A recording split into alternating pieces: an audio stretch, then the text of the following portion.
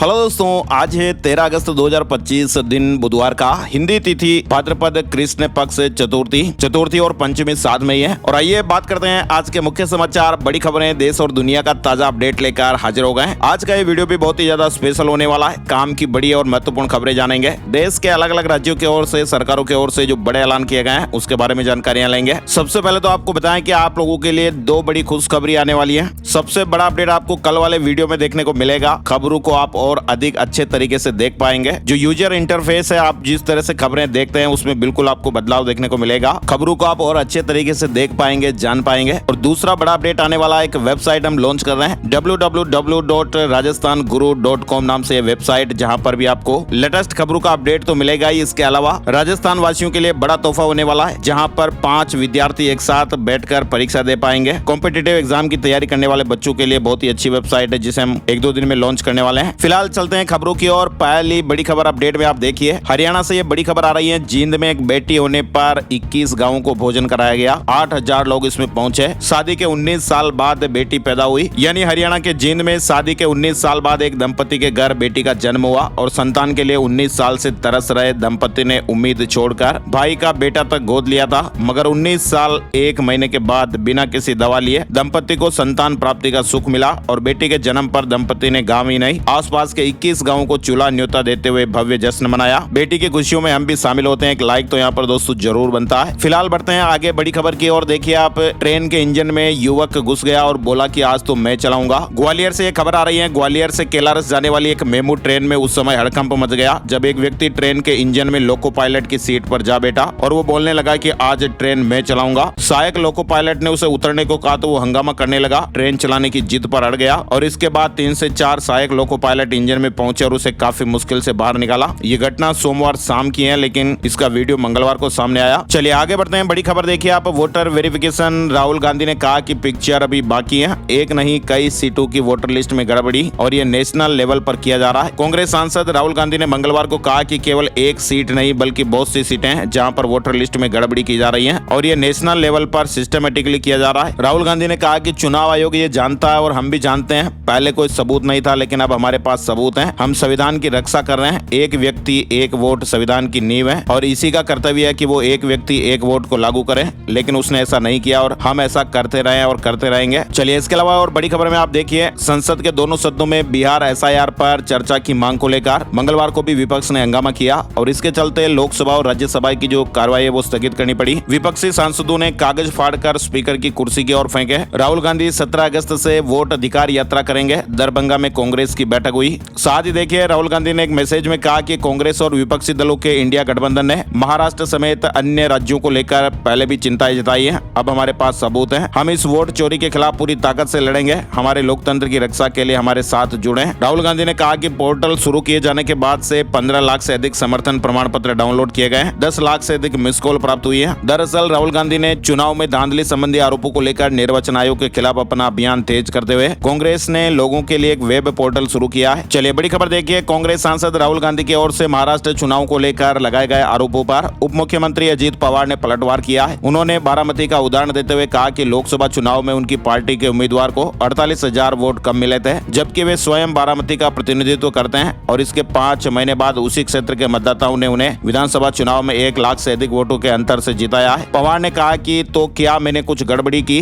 क्या कुछ गलत किया? ऐसा नहीं है। उन्होंने जोर देकर कहा कि कुछ लोग असफल होने के कारण इस तरह के आरोप लगा रहे हैं। अजित पवार ने आगे कहा कि संविधान और कानून के तहत हर व्यक्ति को अपनी बात उठाने का अधिकार है। उन्होंने चुनाव आयोग की भूमिका पर भरोसा जताते हुए कहा कि आयोग को इन आरोपों की जांच करनी चाहिए। चलिए आगे बढ़ते हैं। बड़ी खबर, सुप्रीम कोर्ट ने माना कि आधार नागरिकता का सबूत नहीं है। सुप्रीम कोर्ट में मंगलवार को बिहार में चल रही एसआईआर पर सुनवाई हुई। आरजेडी सांसद मनोज झा की तरफ से पैरवी कर रहे वकील कपिल सिब्बल ने कहा, बिहार की वोटर लिस्ट में 12 जीवित लोगों को मृतक बताया गया है। चुनाव आयोग की तरफ से सीनियर वकील राकेश द्विवेदी ने कहा, इस प्रकार की एक्सरसाइज में कुछ गलतियां स्वाभाविक थी। ये दावा करना कि मृतकों को जीवित और जीवित को मृतक घोषित किया गया, ये सही किया जा सकता है क्योंकि एक मसौदा था। वहीं इस पर सुप्रीम कोर्ट ने कहा कि तथ्यों और आंकड़ों के साथ तैयार रहें, क्योंकि प्रक्रिया शुरू होने से पहले वोटरों की संख्या, प्रोसेस से पहले और अब मृतकों की संख्या समेत कई अन्य सवाल भी उठेंगे। इसके साथ ही सुप्रीम कोर्ट ने मंगलवार को भारतीय चुनाव आयोग के इस विचार का समर्थन किया कि आधार को नागरिकता का निर्णायक प्रमाण पत्र नहीं माना जाना चाहिए और कहा कि इसका स्वतंत्र रूप से सत्यापन किया जाना चाहिए। इसके अलावा बॉम्बे बॉम्बे हाईकोर्ट ने एक बड़ी बात कही है। बॉम्बे हाईकोर्ट ने कहा कि कोई भी व्यक्ति केवल आधार कार्ड, पैन कार्ड या वोटर आईडी जैसे दस्तावेज रखने से भारत का नागरिक नहीं बन जाता। भारत में अवैध रूप से प्रवेश करने के आरोप में कथित तौर पर बांग्लादेश से आए एक व्यक्ति को जमानत देने से इंकार करते हुए न्यायमूर्ति अमित बोरकर की पीठ ने कहा कि नागरिकता अधिनियम के प्रावधान ये निर्धारित करते हैं कि कौन भारत का नागरिक हो सकता है और नागरिकता कैसे प्राप्त की जा सकती है। कोर्ट ने कहा कि आधार कार्ड, पैन कार्ड और वोटर आईडी जैसे दस्तावेज केवल पहचान या सेवाओं का लाभ उठाने के लिए हैं। चलिए बड़ी खबर, जस्टिस वर्मा के खिलाफ लोकसभा में महाभियोग प्रस्ताव मंजूर हो गया। केस कांड मामले में इलाहाबाद हाईकोर्ट के जस्टिस यशवंत वर्मा के खिलाफ मंगलवार को लोकसभा में स्पीकर ओम बिरला ने महाभियोग प्रस्ताव को मंजूरी दे दी है। स्पीकर ने कहा कि मुझे रविशंकर प्रसाद और विपक्ष के नेता समेत कुल 146 सदस्यों के हस्ताक्षर से प्रस्ताव मिला है। उन्होंने बताया कि इस प्रस्ताव में इलाहाबाद हाईकोर्ट के जस्टिस यशवंत वर्मा को पद से हटाने की मांग है। वहीं स्पीकर ने जांच के लिए 3 सदस्यीय कमेटी का ऐलान किया है। इसमें सुप्रीम कोर्ट, हाई कोर्ट के एक जज और एक कानूनविद शामिल है। जांच समिति की रिपोर्ट आने तक ये महाभियोग प्रस्ताव लंबित रहेगा। वहीं आप देखिए, कैबिनेट मीटिंग में 4 नए सेमीकंडक्टर प्रोजेक्ट्स को मंजूरी दी गई है। प्रधानमंत्री नरेंद्र मोदी की अध्यक्षता में मंगलवार को केंद्रीय कैबिनेट की बैठक हुई और इसमें कुल 18,541 करोड़ रुपए की परियोजनाओं को मंजूरी दी गई है। केंद्रीय मंत्री अश्विनी वैष्णव ने बताया कि बैठक में 4 नए सेमीकंडक्टर प्रोजेक्ट को मंजूरी दी गई। 6 प्रोजेक्ट पहले से ही स्वीकृत है और 4 नए प्रोजेक्ट को मंजूरी मिली है और इसके तहत उड़ीसा, आंध्र प्रदेश और पंजाब में प्लांट लगाए जाएंगे। इससे घरेलू चिप उत्पादन, पैकेजिंग और एडवांस मटेरियल को बढ़ावा मिलेगा।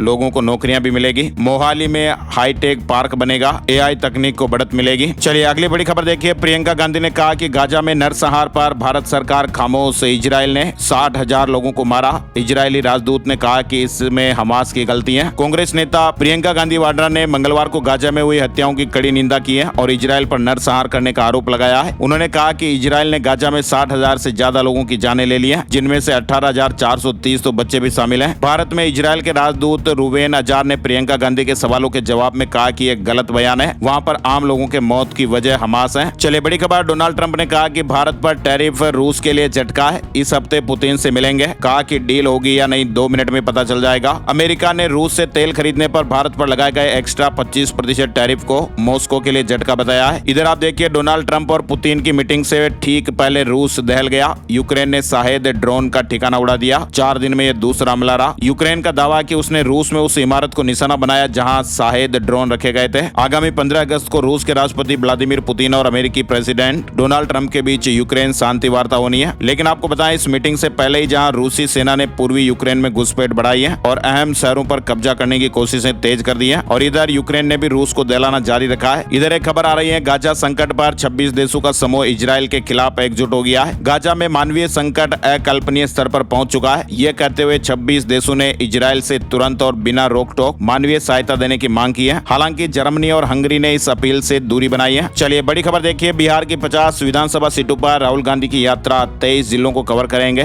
2020 में महागठबंधन ने यहाँ पर 23 सीटें जीती थी। वहीं देखिए आप, आजादी के बाद का सबसे बड़ा खेल सुधार, खेल मंत्री ने कहा। स्पोर्ट्स बिल लोकसभा के बाद राज्यसभा में भी पास हो गया है। 23 जुलाई को पेश किया गया था। वहीं राहुल गांधी ने कहा कि बेजुबान पशु कोई समस्या नहीं, उन्हें हटाना क्रूरता। कांग्रेस सांसद राहुल गांधी ने दिल्ली एनसीआर से सभी आवारा कुत्तों को हटाने वाले सुप्रीम कोर्ट के फैसले पर मंगलवार को प्रतिक्रिया दी है। उन्होंने कहा कि यह दशकों से चली आ रही मानवीय और साइंटिफिक पॉलिसी से पीछे ले जाने वाला कदम है। ये बेजुबान पशु कोई समस्या नहीं है जिन्हें हटाया जाए। राहुल गांधी ने एक्स पर लिखा कि शेल्टर्स, नसबंदी, टीकाकरण और सामुदायिक देखभाल अपनाया जाना चाहिए। इससे बिना क्रूरता के भी डॉग्स को सुरक्षित रखा जा सकता है। पूरी तरह पाबंदी क्रूर, अदूरदर्शी है और हमारी दया भावना को खत्म करता है। दरअसल आपको बताएं, 11 अगस्त को सुप्रीम कोर्ट ने दिल्ली एनसीआर के नगर निकायों को निर्देश दिए हैं कि आवारा कुत्तों को तुरंत पकड़कर नसबंदी करें और उन्हें स्थायी रूप से शेल्टर होम में रखें और इसके लिए 8 हफ्ते का समय दिया था। इसके अलावा बड़ी खबर आप देखिए, खूंखार कुत्तों का आतंक है। 30 साल की एक युवती को नोच नोच कर उसकी जान ले ली। ये खबर आ रही है उत्तर प्रदेश कुशीनगर से, जहां मंगलवार को खूंखार कुत्तों ने एक अर्ध विक्षिप्त युवती को नोच कर उसकी जान ले ली। वहीं इधर राजस्थान से भी बड़ी खबर आ रही है। राजस्थान हाईकोर्ट ने भी आवारा कुत्तों को सड़कों से हटाने का निर्देश दे दिया है। पिछले साल 2024 में राज्य में कुत्तों के काटने के 3 लाख से ज्यादा मामले सामने आए थे।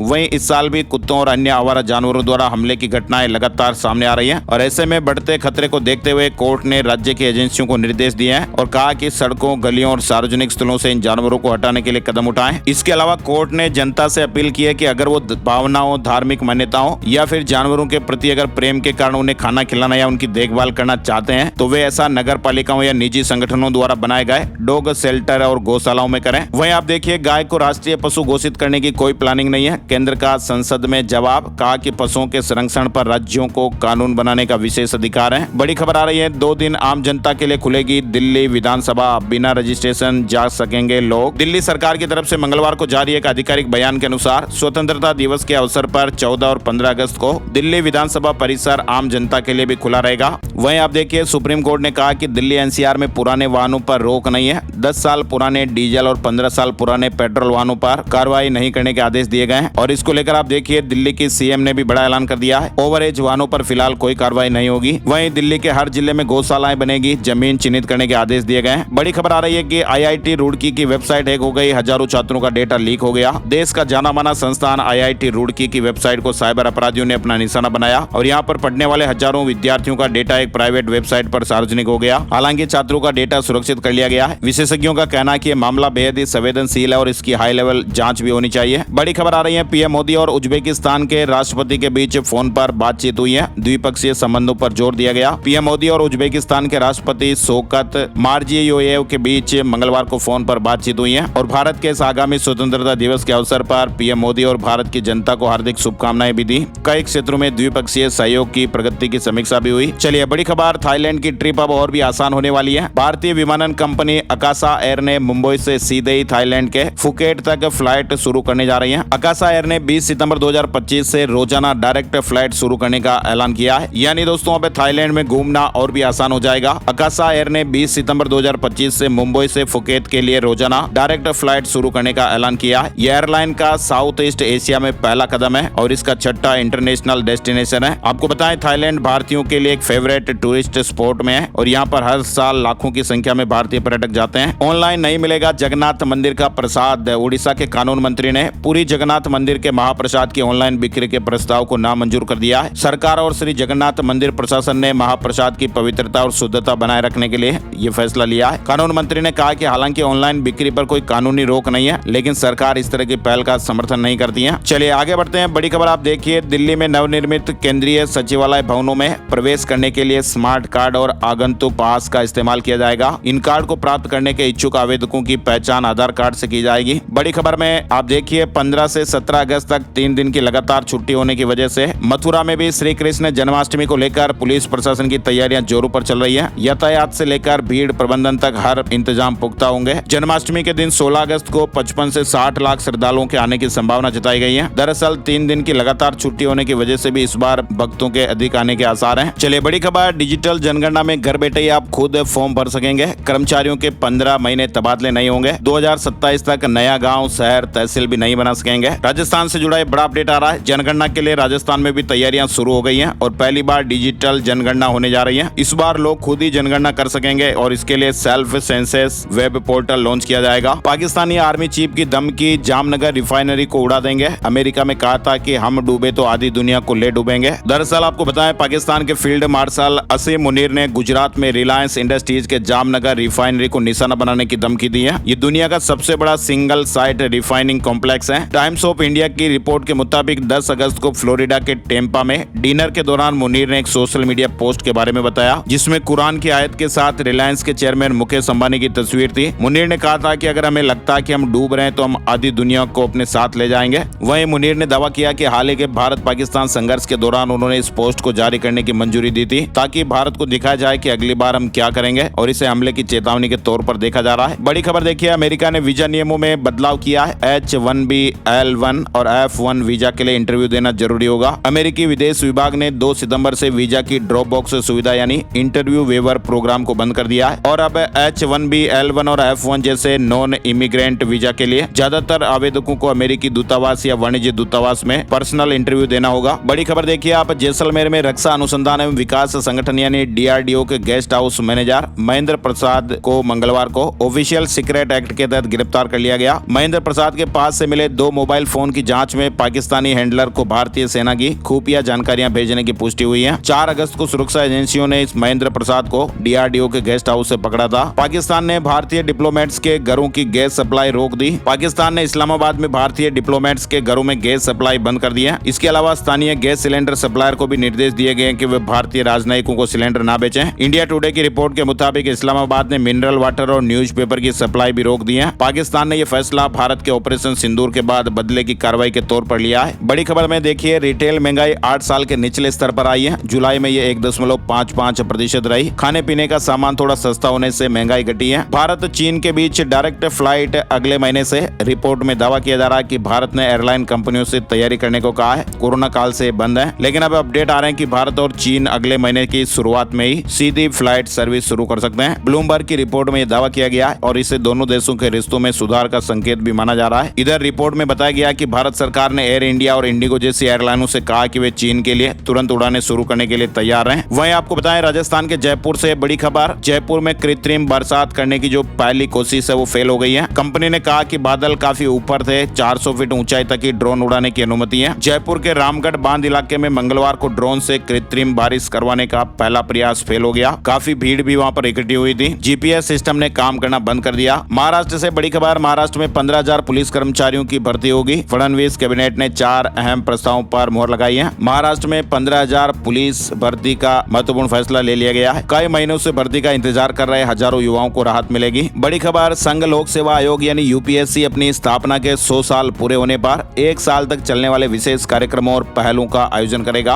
और ये शताब्दी वर्ष उत्सव 1 अक्टूबर 2025 से शुरू होकर 1 अक्टूबर 2026 तक चलेगा। ये फैसला अभी हाल ही में यूपीएससी अध्यक्ष अजय कुमार की अध्यक्षता में हुई बैठक में लिया गया है। देश में 79 करोड़ 91 लाख आयुष्मान भारत हेल्थ अकाउंट बने हैं। डिजिटल हेल्थ सेवाओं में बड़ी उपलब्धि माना जा रहा है। 79 करोड़ 91 लाख से अधिक आयुष्मान भारत हेल्थ अकाउंट यानी आभा बनाए गए हैं, जो एक बड़ी उपलब्धि है। साथ ही आप देखिए, इनकम टैक्स से जुड़ी ये बड़ी खबर है। वित्त मंत्रालय ने मंगलवार को इनकम टैक्स नंबर 2 बिल 2025 में संशोधन करते हुए एक महत्वपूर्ण बदलाव किया है। ये बदलाव एडवांस टैक्स की कम अदायगी पर लगने वाले ब्याज को लेकर है। नए संशोधन में ब्याज दर को मौजूदा इनकम टैक्स एक्ट 1961 के प्रावधानों के अनुरूप कर दिया गया है। अब यदि किसी करदाता से एडवांस टैक्स की कम अदायगी होती है तो उस पर 3% ब्याज देना होगा। इसके अलावा एक बड़ी खबर आ रही है, अब ये लोग 31 अक्टूबर तक रिटर्न भर सकते हैं। इस वजह से इन्हें ये मोहलत मिली है। वित्त वर्ष 2024-25 के लिए बिना ऑडिट वाले मामलों में इनकम टैक्स रिटर्न की अंतिम तारीख अब 15 सितंबर 2025 हो गई है। 31 दिसंबर तक रिटर्न दाखिल कर सकते हैं, लेकिन विलंब शुल्क लगेगा। ऑडिट मामलों की तारीख 31 अक्टूबर 2025 है। अवैध सट्टेबाजी ऐप के खिलाफ ईडी ने बड़ी कार्रवाई की है। मुंबई, दिल्ली समेत कई राज्यों में छापेमारियां की गई। प्रवर्तन निदेशालय यानी ईडी ने मंगलवार को एक अवैध सट्टेबाजी ऐप के संचालन की मनी लॉन्ड्रिंग जांच के तहत कई राज्यों में छापेमारी की है। इस ऐप पर कथित तौर पर 2000 करोड़ रुपए की ठगी करने का आरोप है। सूत्रों ने बताया कि परिमैच नाम के इस मोबाइल एप्लीकेशन के खिलाफ मामले में मुंबई, दिल्ली, एनसीआर, हैदराबाद, जयपुर, मदुराई और सूरत, गुजरात समेत कम से कम 15 जगहों पर छापेमारियां की गई हैं। 25 साल पुराना मालपुरा दंगा केस मामले में सभी 13 आरोपी बरी हो गए हैं। राजस्थान से जुड़ी खबर है। टोंक के मालपुरा दंगा मामले से जुड़े केस में मंगलवार को सांप्रदायिक दंगा मामलों की विशेष अदालत ने सभी 13 आरोपियों को संदेह का लाभ देते हुए बरी कर दिया है। अदालत ने अपने फैसले में पुलिस की जांच पर भी सवाल खड़े किए हैं। अदालत ने कहा कि इस मामले में 3 जांच अधिकारी रहे, किसी ने भी मामले की ठीक तरह से जांच नहीं की। सुप्रीम कोर्ट ने कहा कि सजा पूरी कर चुके कैदी तुरंत रिहा करें, उन्हें जेल में रखना गलत है। उत्तराखंड त्रासदी से जुड़ी ये खबर आप देखिए, तबाह धराली फिर से नहीं बसेगा, पूरा गांव नई जगह शिफ्ट होगा। 10 साल में 3 आपदा आई। सरकार ने कहा कि 43 लोग लापता है बीबी। वहीं आरएसएस प्रमुख ने कहा कि दुनिया में बड़ी ताकत फिर भी भारत आगे है। मोहन भागवत ने कहा कि ये विश्व का कल्याण चाहने वाला देश है और यहाँ ऋषियों ने तप किया। हज 2026 के लिए 13 अगस्त को होगा डिजिटल कुर्रा। चयनित यात्रियों को 20 अगस्त तक जमा करनी होगी